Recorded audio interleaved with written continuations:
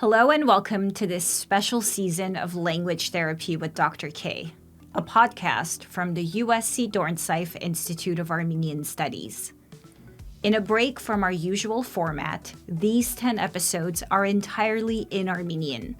and devoted to the Armenian language itself, its history, its structure, its diversity, and the many narratives that shape how we understand it.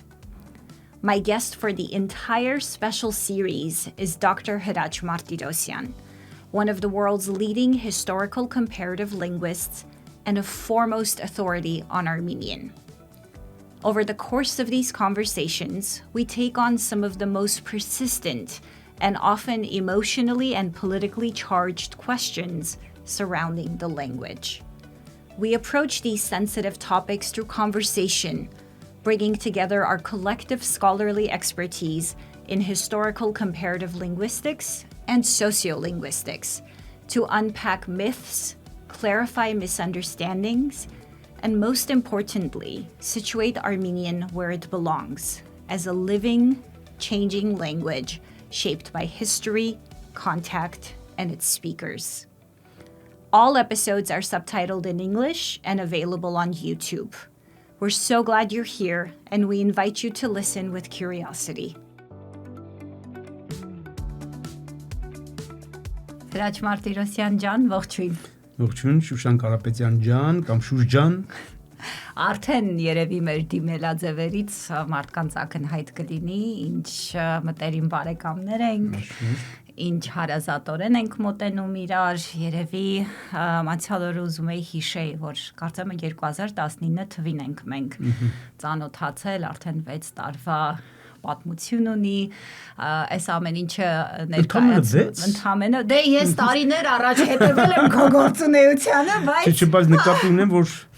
թվում է, թե հա, տասնամյակներ չի։ Դե սեպ ենք տասնամյակներ, չէ, այս ամեն ինչը նշում եմ, որովհետև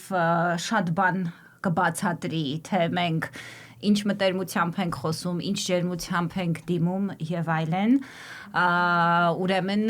ուզում եմ ներկայացնեմ մեր դիտորդներին, որ դու մեր առաջին հիմնարար գիտնականների հյուրընկալման ծրագրի գիտնականն ես, այստեղ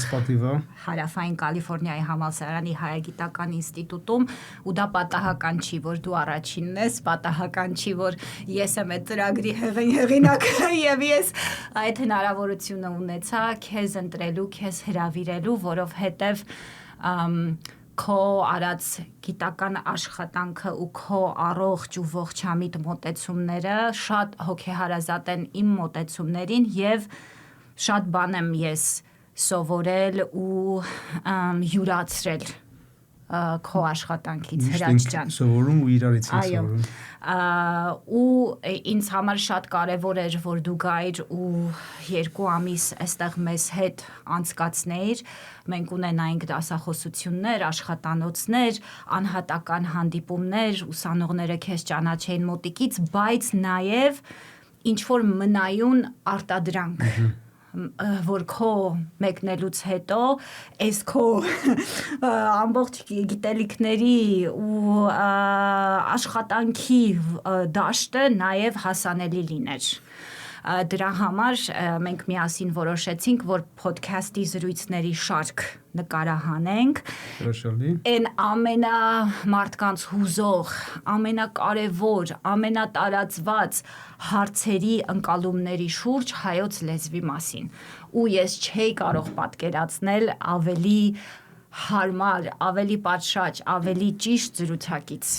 Զգացված եմ, մեծ պատիվաշուշ ջան։ Եթե ոգևորությունս ակնհայտ չի, չգիտեմ ոնց ցույց տամ։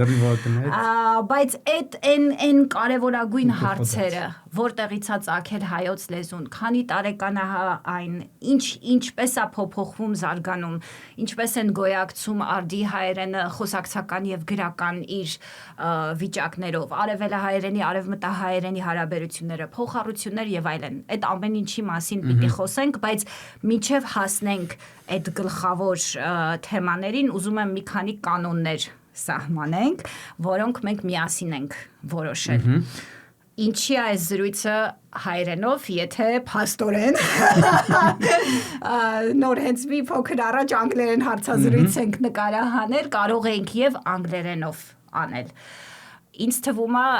սա հենց իմ ոլորտի հանրալեզվաբանության ոլորտի իրողությունն է, մեր բարեկամությունը, մեր ամբողջ հարաբերությունը կառուցվել է հայերենով։ Ու հնարավոր էր անգլերենով անել, բայց երևի բնական ու այդ նույն համուհոտը չէինք ստանա։ Իհարկե։ Հայերենով հայերենի մասին։ Հայերենով հայերենի մասին, 1։ Երկրորդը ինչի խոսակցական հայերենով, որովհետև էլի մենք երկուսս էլ գտնում ենք, որ խոսակցական հայերենը շատ արժեքավոր ու կարևոր ու բնական լեզվավիճակը, անկաշկանդ եւ մենք շփվում ենք խոսակցական հայերենով։ Ես նաեւ ուզում եի, որ այդ մեր ծիծաղները, այդ մեր կատակները, այդ մեր, չգիտեմ, անմիջականությունը նաեւ արտացոլվեր։ Ու իհարկե մայրեն լեզուն մամաներն են խոսում, չէ՞։ Մամաների լեզուն է դա։ Այո։ Այսինքն կենթանի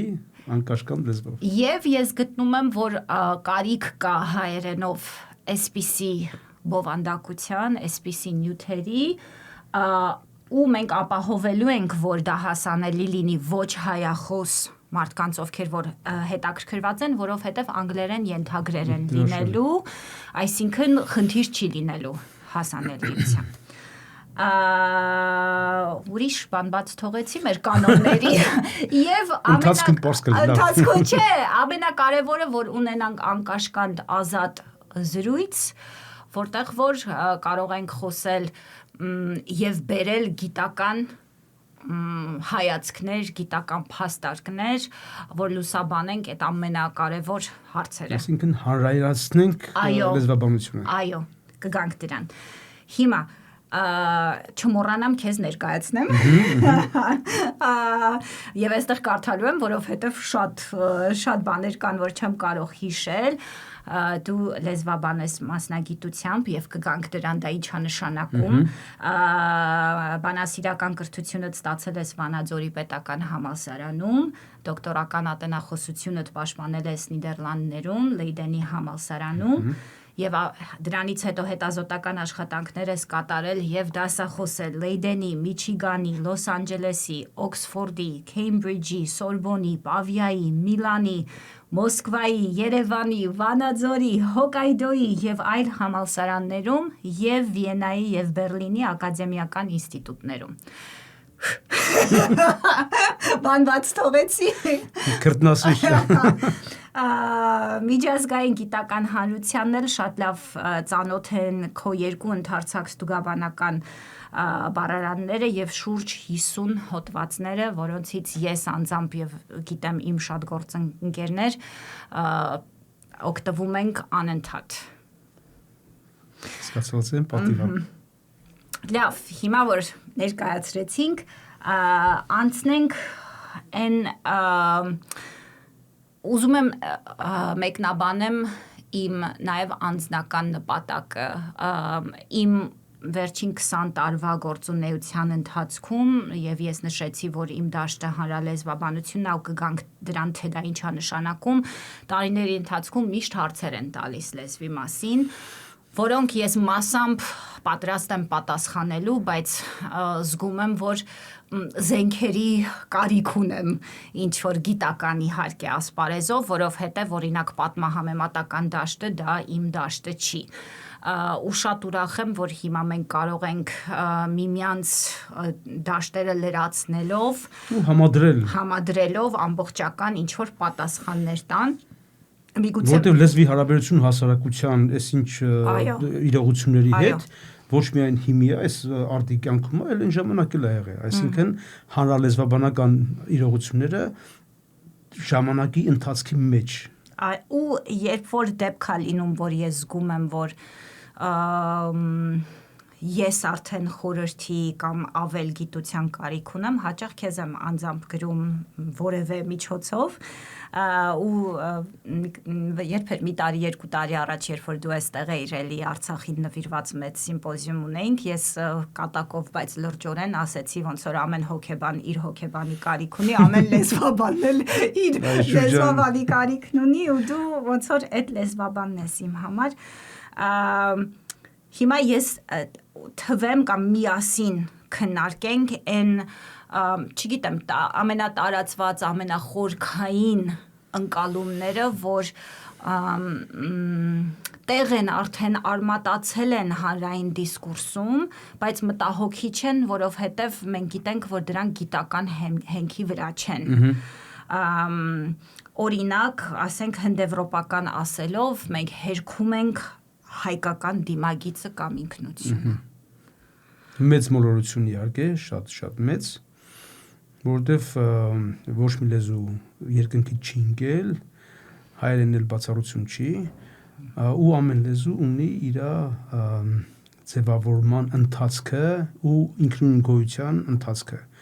հայերենը իդեպ եթե սա համարենք շատ կարևոր դիմագիծ այդ դիտանկյունից ասենք հայերենը ամենաապահով դիրքերից է, որովհետև ի տարբերություն օրինակ հնդեվրոպական շատ լեզուների, որոնք ճյուղերով են անջատվել մայր լեզվից, հնդեվրոպական նախալեզվից ու հետո նոր արդեն հետագայում այդ ճյուղավորված վիճակը նոր ճյուղեր է տվել ու արդեն դրանցից հետագայում նոր լեզուներ են ձևավորվել, իսկ հայերենը այդ ամբողջ ընթացքը ավելի կարճ կոնկրետ է անցել այսինքն առանձին ճյուղ հունարենի նման օրինակ ու մյուս ճյուղերից կախված չի միայն արմատներով է կապված մյուս ճյուղերի հետ այսինքն մեր մայր լեզվից հավասարաչափ կարգավիճակայնությամբ եթե sense կարելի ասել հայկական, հունական, հնդիրանական, գերմանական, կելտական բոլոր ճյուղերը սերում են ու հայերենը հենց նույն գծի վրա է մյուսների հետ, բայց կարգավիճակով էլի ընդգծեմ, որ ի տարբերություն մեծ մասի հնդեվրոպական լեզուների առանձին ինքնուրույն ճյուղ է այս թեմային մենք մի ամբողջ զրույց ենք նվիրել, թե ինչ է նշանակում ասել հնդեվրոպական, որ դա պայմանական տերմին է, եւ դա չի հերքում հայերենի հայեցիությունը։ Բնականաբար։ Մի ուրիշ ընկալում կա, որ հայոց լեզվի պատմությունը սկսում է Մաշտոցից, գրերի գյուտից եւ դրան զուգահեռ, որ հայերենը չի փոխվել Մաշտոցի ժամանակներից կամ չպիտի փոխվի առանց գիտակցելու որ դրանից առաջ նույն ձևի այդ փոփոխությունները եղել են անընդհատ այսինքն այդ 5-րդ դարի վիճակը մի հերթական հանգրվան է որը շարունակական առանցքի մեջ այտենց մի փուլ է որ նախորդ ժամանակաշրջան է եղել բազում դարերի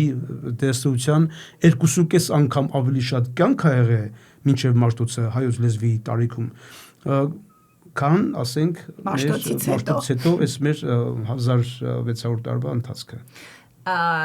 ես ուրիշ լեզվաբան հյուրեր երբ որ ունեցել եմ շատ ենք խոսել սրա մասին թե Professor Cowie-ի հետ թե Jennifer Manukyan-ի հետ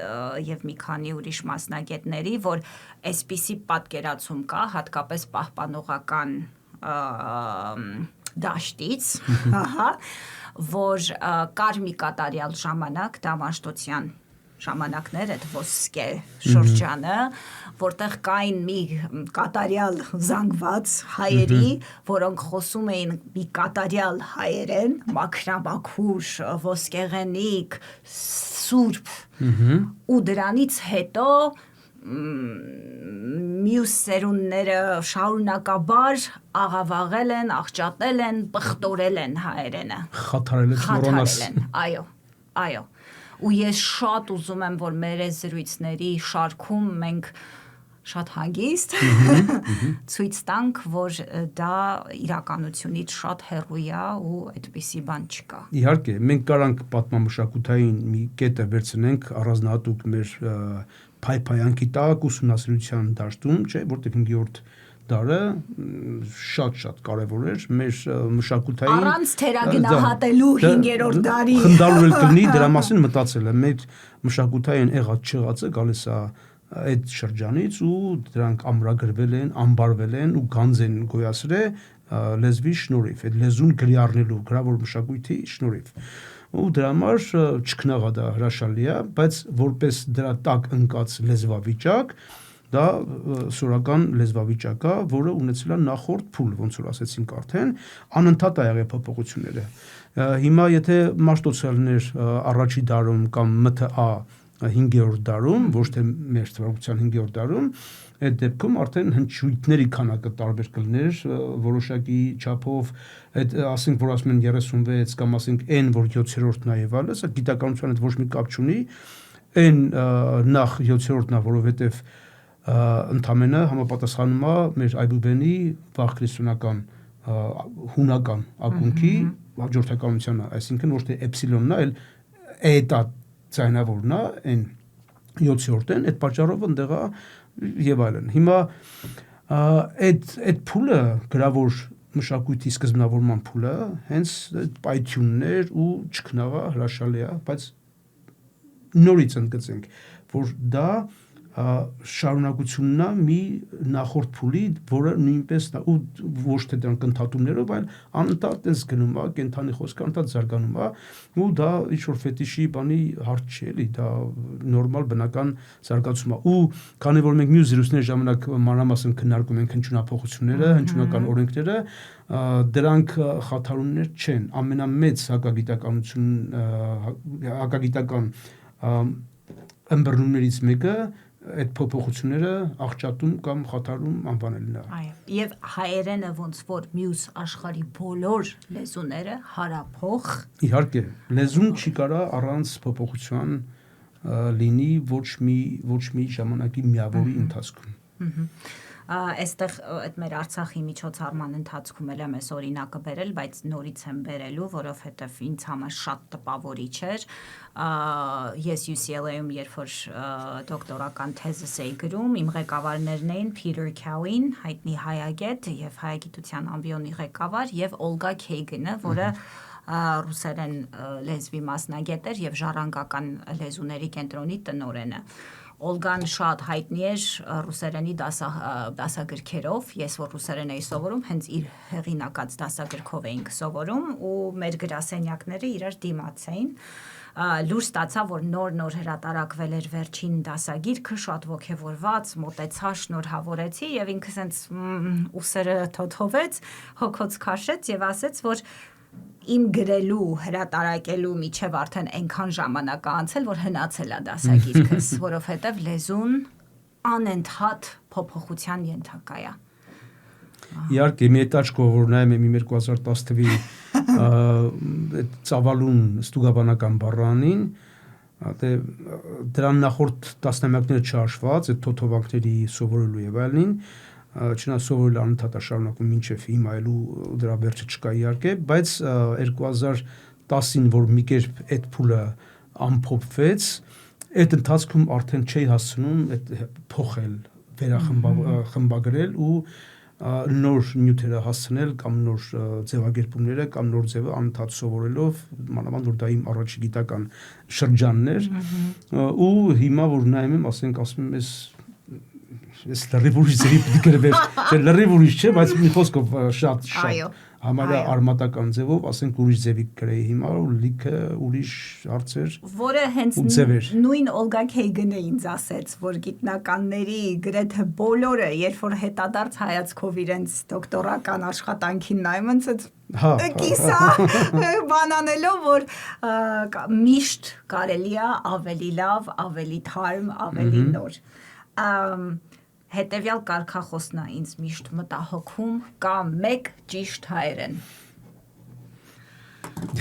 կամ պիտի լինի մեկ ճիշտ հայերեն, եւ ես էլի ուրիշ առիթներով քեզ պատմել եմ, որ երբ որ ինձ հարցատրվել դե որն է ճիշտը, ու ես շապանի դաշնամուրի վրա դրվի, ու ես երբ որ չեմ պատասխանել հստակորեն, որ չգիտեմ, արևմտահայերենը, թե արևելահայերենը, թե գրականը, թե գրափարը, այդ բորբոքված վիճակը, վրդոված, հուսախաբված վիճակը աննկարագրելի է։ Դրա մասին են անպայման։ Չէ, դա վանդակացում էլի մեր մտածելակերպը ու բոլոր առումներով ու եթե նույնիսկ ասենք ավելի լայն նայենք մշակութային դաշտին էլ նայենք, մեր ամբողջ շարունակական առանցքը 5-6 հազար տարվա ստեղ նույնպես մի հատ նեղ լուսամուտի կամ թունելի մեջ ադրվում։ Այս կամ եք ճիշտ հայերեն կարգախոսը ասեմ, ինչ ասեմ, դրա հետ նաև ինձ թվում է շատ կարևոր է հարցնել եւ նորից մենք մեր զրույցների ընթացքում այս հարցը տվել ենք եւ պատասխանել ենք հայերեն ասելով ինչ ենք հասկանում։ Երբ որ մենք ասում ենք կամ մեկ ճիշտ հայերեն կամ այս բառը հայերեն է, դա այդ ամենախնդալու հարցերից է, որ որովհետև շատ հաճախ որպես կանոն դա տալիս են այնպես բառի, որ հաստատ հայերեն է, այսինքն ոչ թե ինչ որ օտարաբանությունների կամ որոնց կարգավիճակը դեռ լապտի քննենք եւ այլն, կամ միջազգային տերմինների, որ հասկանանք դա որտեղից է գալի հայերեն հետ կապում թե չէ, այլ սովորական հայերեն բառ են ասում, չէ, կամ ուտեստի անվանում կամ եւ այլն, ու ասում են սա հայերեն է թե չէ, իհարկե հայերեն են դրանք բոլորը, ուրիշ հարց է հարցադրումը պետք է հստույկ դնել հայկական ծագում ունի թե չէ։ Որտե փոխառությունները արդեն վաղուց մեկը 3 դար, մեկը 3 հազարամյակ կամ մեկը 15 դար եւ այլն կապ չունի, դրանք արդեն վաղուց հայացել են։ Հիմա ուղղակի գիտական հարց է, թե դրանք ծագումը որտեղից է։ Երեք չառաջորներ գնացել էի մեր այստեղի Լոս Անջելեսի ամենաերևի գործունյա գրախանութը հայկական տնօրենը շատ լավ ճանաչում է 10-նյակ տարիներ է ես այնտեղ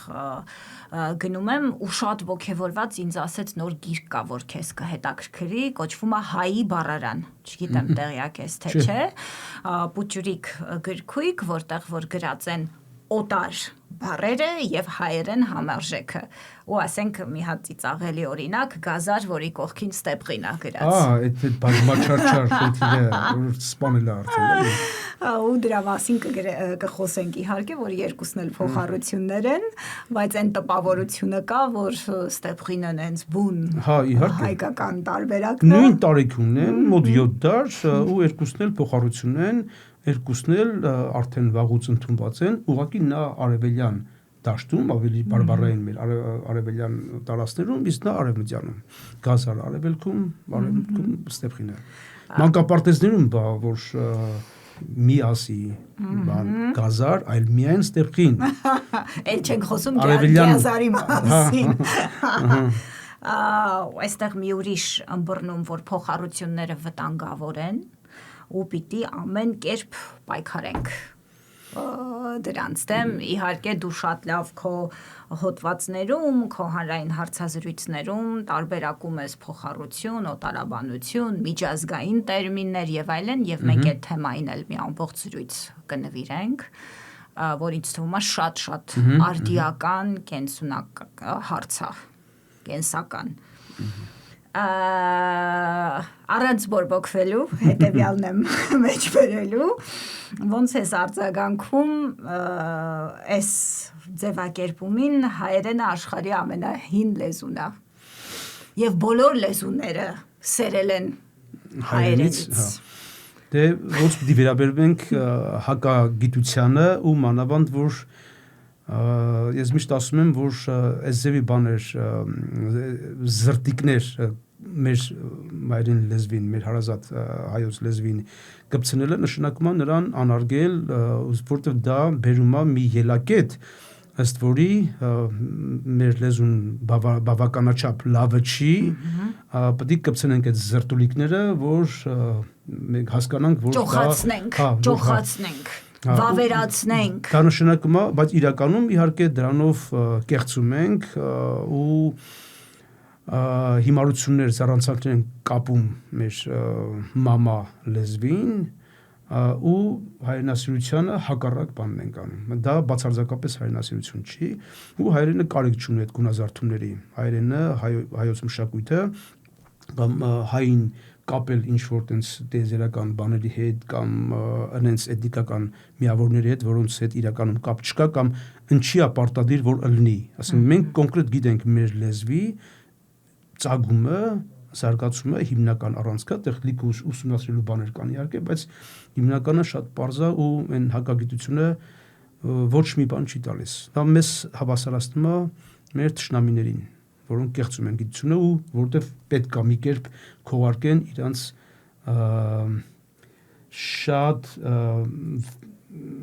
շատ սահմանափակ ժամանակաշրջանում հայկական լեռնաշխարհում եղածելու հանգամանք։ Այսինքն այդ հակագիտական ճոխացումները, չափազանցությունները ես երբեմն նկատում եմ, որ հատկապես Սփյուռքում, որտեղ որ ես եմ եւ առիթ ունեմ ուսումնասիրելու մարդկանց հայրենասիրական հուզական լարերի հետ խաղալու, դրանք ինչ որ բորբոքելու գործոնա դառնում ու սրահներ են լցվում, որ այդ հակագիտական թեզերը մեծ սրահներ ու այնտեղ որտեղ որ դրանք հնչում են մարդիկ մեծ ոգևորությամբ, մեծ հուզմունքով Նա մեզ լուրջ լսարան է, տենց հսկայական, մեծ լսարան ու նստած նշումներ, բան, տենց շատ պակառելի տեսքով, բան, ու ասենք թեմինը ես հույս ունեմ, որ իհարկե այդ մարդիկ, որ գնում են, իրանք գնում են ամենալավ նպատակներով, ենթադրում են, որ բեմից խոսող անձը մասնագետ է եւ գիտնական է ու ես մեծ հույս ունեմ, որ այս մեր զրույցների շարքը դիտելուց, լսելուց հետո մարդիկ այդ գործիքները կունենան, գիտակցությունը կունենան զատելու որն է գիտական մոտեցում եւ որը չէ։ Կամ ով է հայերենագետ կամ հայագետ ու ով է չէ։ Չէ, գետ։ Որտեղ որ հիմա փոքրիկս մանկապարտեզա գնում, միջնեկ աղջիկս էլ այդտեղ գնացել, նորից հիշում եմ տարիներ առաջ մեծ ոգևորությամբ տնօրինուհին ինձ գիրք նվիրեց, ասելով, որ հաստատ քեզ կհետաքրքրի, որովհետև դու լեզվով ես զբաղվում, այստեղ ուսումնասիրվում է հայերենի եւ բասկերենի կապերը։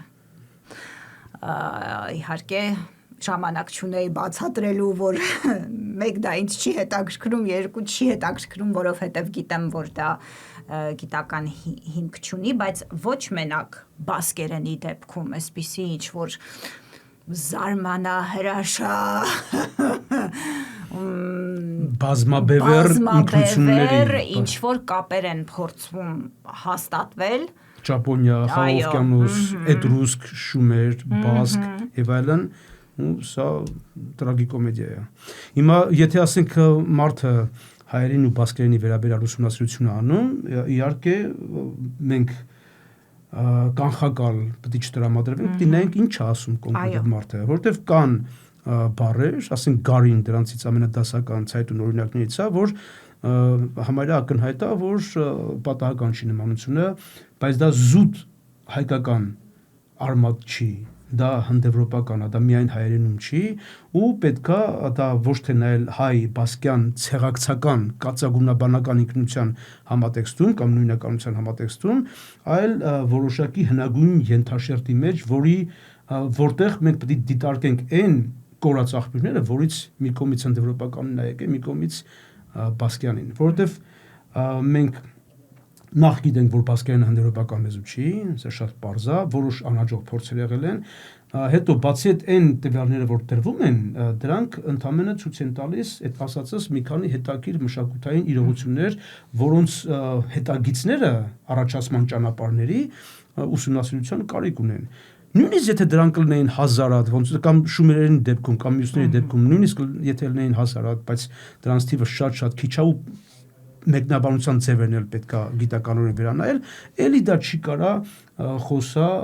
այդ լեզուների ցեղակցական նույնության մասին։ Այսինքն այստեղ խնդիրը ոչ թե նոր թեզ առաջարկելն է, այլ մեթոդաբանությունն ու գիտական մոտեցումը։ Եթե մեկը ասենք հայերեն տեղ բառը համեմատում է տվյալ լեզվի տեգի հետ, որ իմաստով մոդիկա, բայց ընդամենը իր քնչույթ է, շատ հանգիստ կարար պատահական նմանություններ էր։ Հիշենք այն դասական օրինակներս, ասենք սուպրա, սփռոց,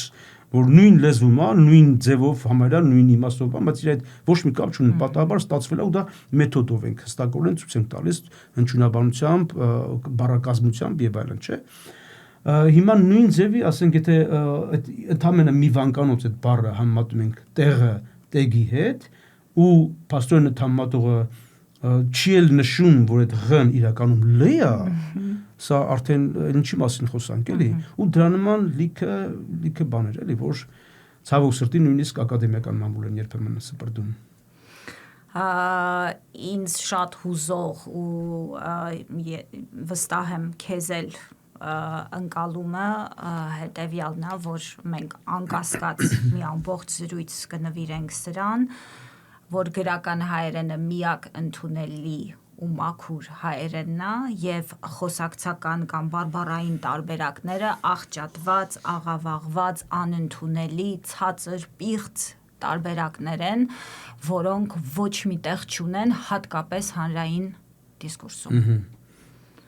Ասենք սենսը հայերեն չի, գալիս են ու ասենք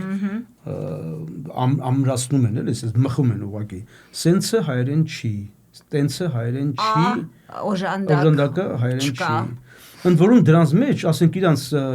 ոչ գիտեն, ոչ էլ հետաքրում է, թե կոնկրետ դա ինչ է, ինչ կազմություն ունի, ինչի ենք դա դուրս գցում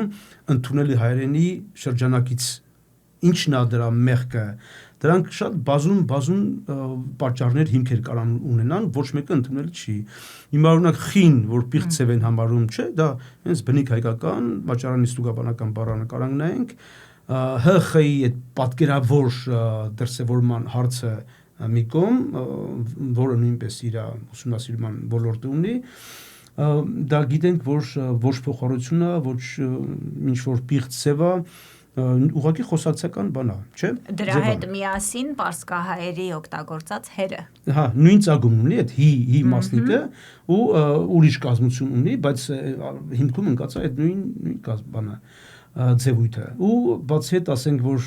խոսանք հենց սենսի մասին, օրինակ, որ էլի տենց պիղծ է համարվում, բայց իրականում այդտեղ ոչ մի օտար տար չկա, հայերենի հողի վրա, այդ հայնցի վրա կազմված, սնել ցուցական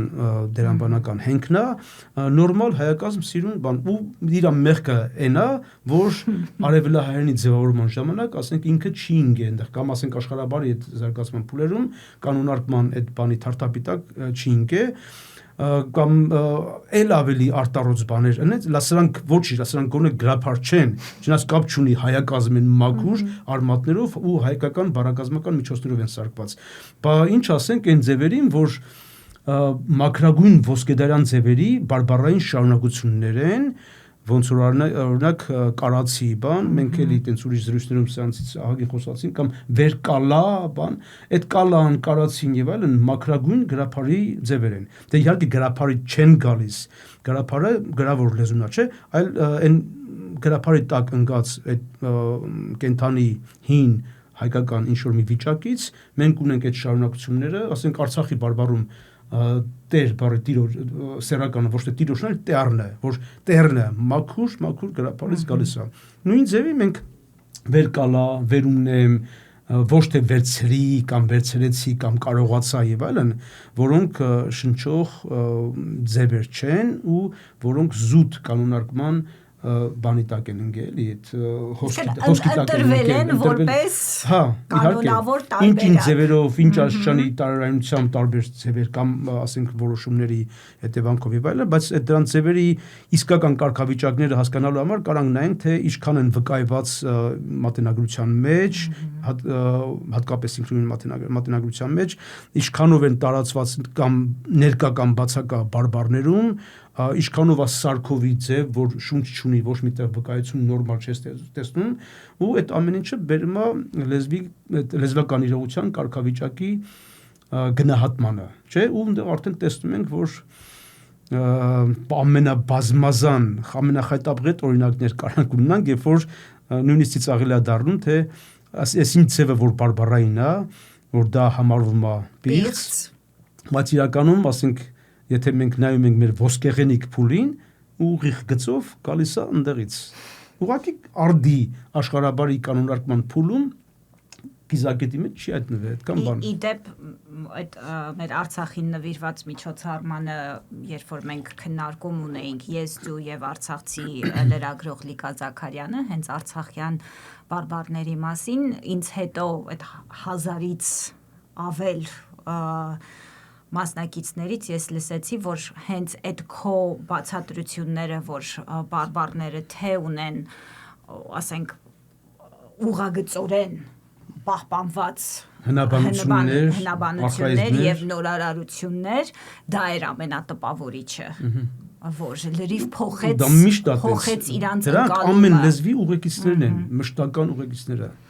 Լավ, այստեղ միգուցե չշարունակենք միֆերը, որովհետև էլի կարող ենք քանի ժամ խոսել, սրանք ուղղակի որպես օրինակ է ուզում տալ, ամեն զրույցի ընթացքում մենք դրանք մեջ կբերենք։ Ուզում եմ հիմա կենտրոնանանք լեզվաբանության վրա որպես գիտություն։ Օրինակ, վերջերս կարդում էի, որ ինչ-որ հարցախույզ էին կատարել, ոչ հայկական շրջանակներում, համաշխարհային ոլորտով, թե մարդիկ ինչ են ընկալում, երբ որ լսում են լեզվաբան բառը, այսինքն ինչ են պատկերացնում։ Եվ մեծ մասամբ ոչ թե մարդիկ պատկերացնում են գիտնական, այլ պատկերացնում են պոլիգլոտ, այսինքն մեկը, որ շատ լեզուներ գիտի։ Իհարկե մենք գիտենք կարող է լեզվաբանը բազմալեզու լինել, բայց կարող է եւ օրինակ Նոմ Չամսկի օրինակով գիտենք, որ ինքը մենակ անգլերենին է տիրապետում, թեև աշխարհի ամենահռչակավոր լեզվաբաններից է։ Դու ոնց ես սահմանում լեզվաբանությունը, ինչ է նշանակում լեզվաբանություն եւ որպես գիտական համակարգ ինչ արժեք ունի։ Դե շատ որ մանրամասն խորը չգնանք, լեզվաբանությունը լեզվի մասին գիտությունն է, որ բոլոր դիտանկյուններով ուսումնասիրում լեզուն, նրա հենց հաղորդակցման գործառույթը կամ գանձ գոյացման մշակութային արժեքների ամրագրման գրանցման այդ գործառույթը ու ինքնության բաղադրիչ ելնելը, շերտերը, ոճական կամ նախ գիտակարգերը դե բնականաբար խոսքի մասեր եւ այլն։ Ես պատկերացնում լեզվի կորպուսը, ասենք նախ օրինակ ձևաբանական այդ ամբողջ նյութը պարանների տեսքով, որ ասենք 10 խոսքի մասա, 10 գոյականները առանձին, բաները բայերը առանձին եւ այլն, ու դրանց յուրաքանչյուրը ունի տարբեր տարիքներ ու տարբեր ժամանակներից հայկե, բայց եկա այս պահին համաժամանակյա կտրվածքով դրանք դիտարկվում են որպես լեզվի բաղկացուցիչ մասեր, չէ՞։ Դրանք համակարգային ձևով ներկայացել ենք այդ 10 պարանների մեջ, այնտեղ վեճեր կան 9 կամ 10 պարանների մեջ։ Իդեպ շատ ներողություն, ուղղակի ուզում ընդմիջեմ, որ նույնիսկ այս պատկերացումը կա, որ լեզվաբանները զբաղվում են ինչ-որ հատուկ մի լեզվով, բայց մինչև հասնենք այդ հատուկ մի լեզվով, ընդհանրապես լեզվի մեխանիզմն են ուսումնասիրում։ Իհարկե, դու եթե մի լեզվի մասնագետ են իրանք, այդ լեզուն կենտրոնում է անկած, բայց հատկապես եթե պատմական կամ ոչ միայն պատմական, հենց տիպաբանորեն էլ հասկանալու համար այդ նյութի տրամաբանությունը, դրանց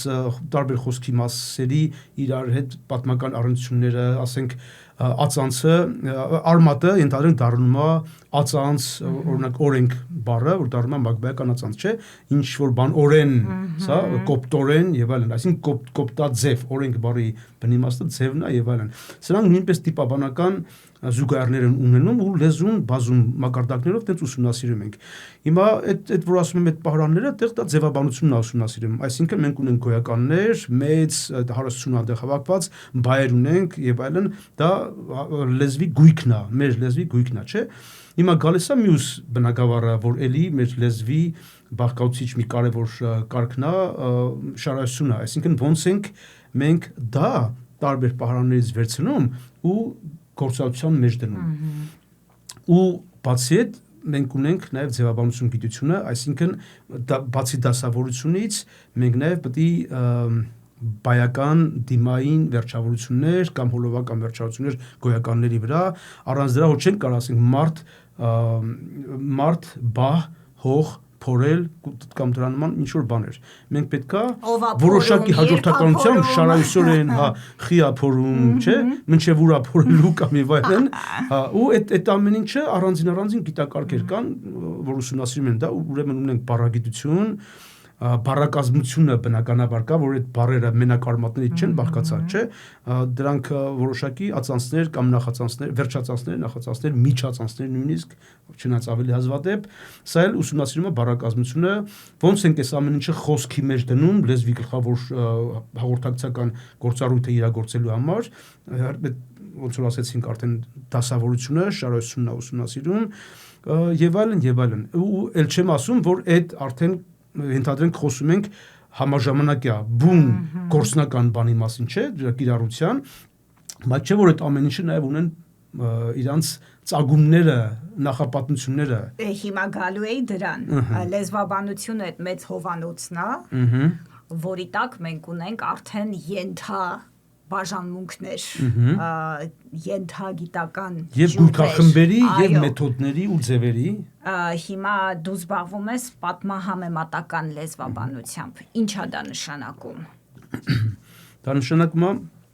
լեզվական, մենակ բառերը չասենք բնականաբար, լեզվական իրողությունների ուսումնասիրություն պատմական զարգացման կտրվածքով։ Ուտեղ մի կողմից պետք է երկու կարևոր բաղադրիչները նկատի ունենանք։ Մեկը զարգացում, այսինքն հնից հետագա փուլեր ու մինչև արդի վիճակ, մյուսը, որ անընդհատ համեմատություն արվում։ Դրա համար պատմահամեմատական ենք ասում, ու այդ համեմատությունը կարող լինի ներքին եւ արտաքին, այսինքն հայերենի դաշտի ներսում տվյալ արմատը, որ գտնում ենք, ուսումնասիրում ենք, իր բնիմաստը երբեմն պարզ չի դառնում, օրինակ հասարակ բառը, այնտեղ ինչա իր հին իմաստը, ունդեղ նայում ենք, օրինակ հասարակած, որ երկրի կեսն է այդպես բանանում, երկու մասերի է բաժանում, կամ հասարակած տուն, որ ընդհանուր իմաստն է, բոլորի համար է եւ այլն, կամ մի բան, որ հասարակ է, այսինքն հատուկ չի, շատ տարածված է եւ այլն, ու այդ ամեն ինչը գալիս է մի ինչ-որ տրամաբանական եզրահանգման ու ստուգում ենք գրափարյան տեքստեր, տեսնում ենք, թե ինչ իմաստային ելակետ կա եւ այլն եւ այլն։ Այսինքն այստեղ էլ ունեցանք արդեն իմաստաբանությունը ու այս բոլոր գիտակարգերը մեկը մյուսին լրացնելով բերում են ամբողջացնում են հայերենի համաժամանակյա եւ տարժամանակյա դիտանկյուններով միավորվող ամբողջական ուսումնասիրման ընթացքը։ Հիմա պատմահամեմատական լեզվաբանության կողքին մենք նաև ունենք, ասենք, ինձ ավելի մոտիկ դաշտը հանրալեզվաբանությունը, որը ուսումնասիրում է լեզվի հասարակության շահկապվածությունը, կապը, այսինքն օրինակ ինչպես են մարդիկ տարբեր խմբերում խոսում, կանանց լեզու, տղամարդկանց լեզու։ Այդ լեզվակիրները կանայք են, ում հետ են խոսում, իրանք մեջ են խոսում, ինչի մասին են խոսում, տաբուների մասին, մասնագիտական ժարգոն, իրավաբանները ունեն իրենց ժարգոնը, բժշկական դաշտն ունի, որսորդները, որ արջին ասում են օրջ, գայլին ասում են գոյլ կամ գյուլ, որ չլսի։ Տաբուներին նվիրված մեր զրույցում դրա մասին իհարկե խոսում ենք, կամ լեզվական ընտրությունները ինչպես են արտահայտում ինքնությունը, այսինքն հատկապես երկլեզու, բազմալեզու մարդկանց դեպքում երբ ես ընտրում որ լեզվով խոսել, երբ որ դիմացին տիրապետում այդ լեզուներին, թե լեզուների ընտրությունը, թե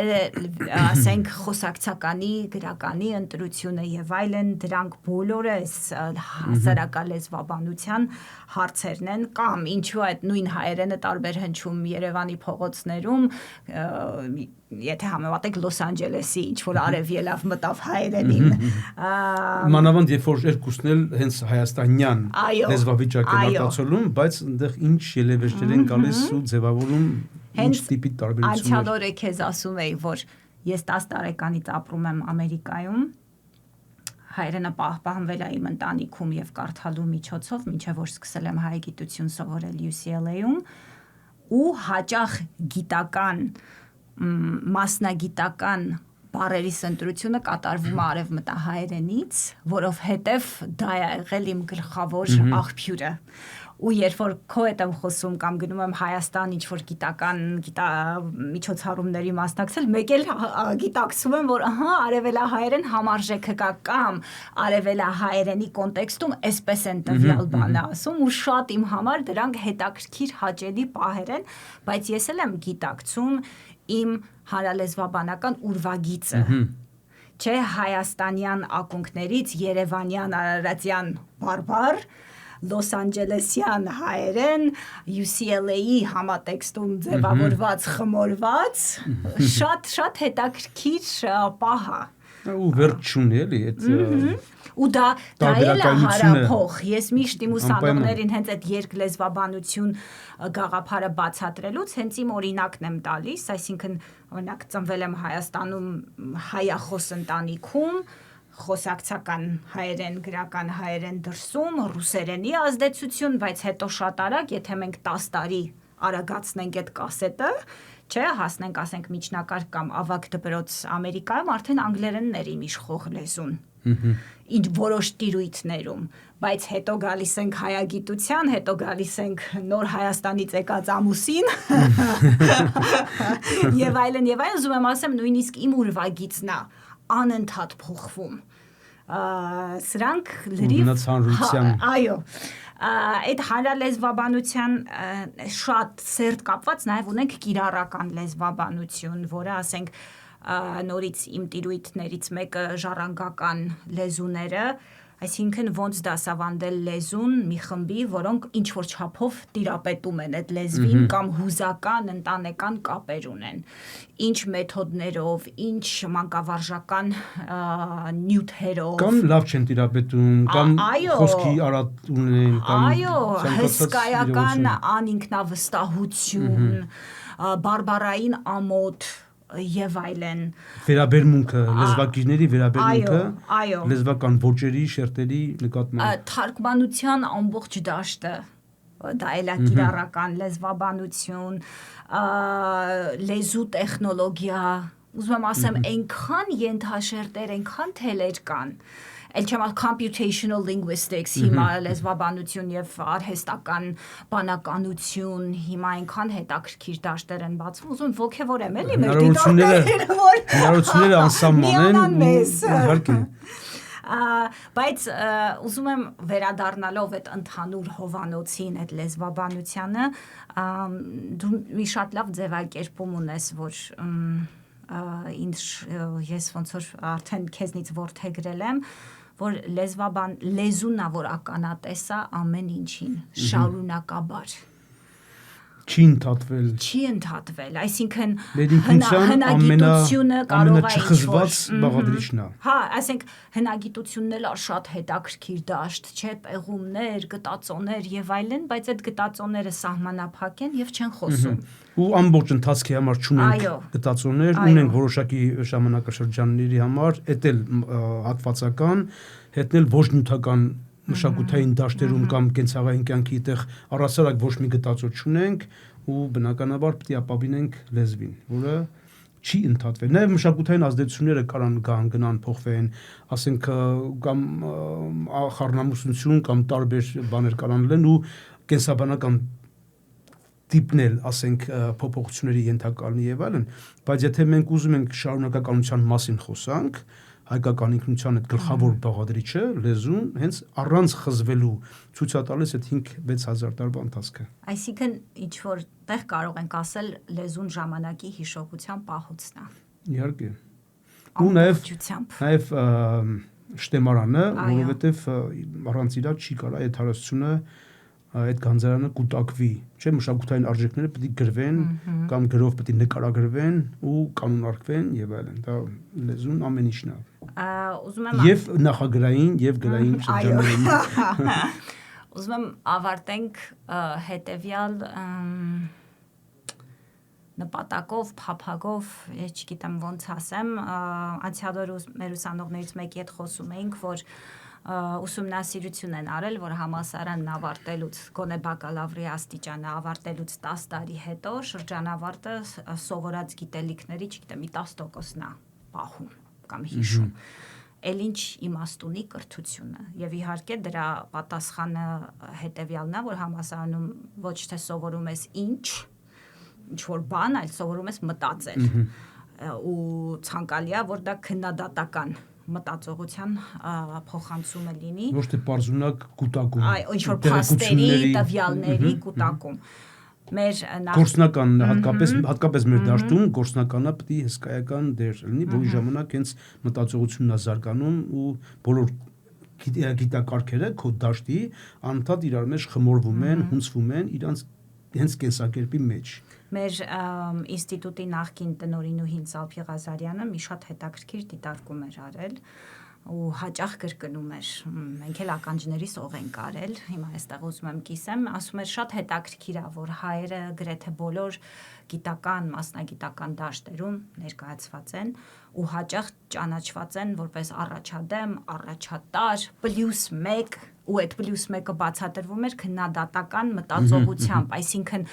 ոչ թե հանձնարարություն ստանալ եւ կատարել, այլ հարցնել ինչի, ինչպես ավելի լավ կարելի է անել, ավելի լավ, ավելի ճիշտ հարց կարելի է տալ եւ այլն։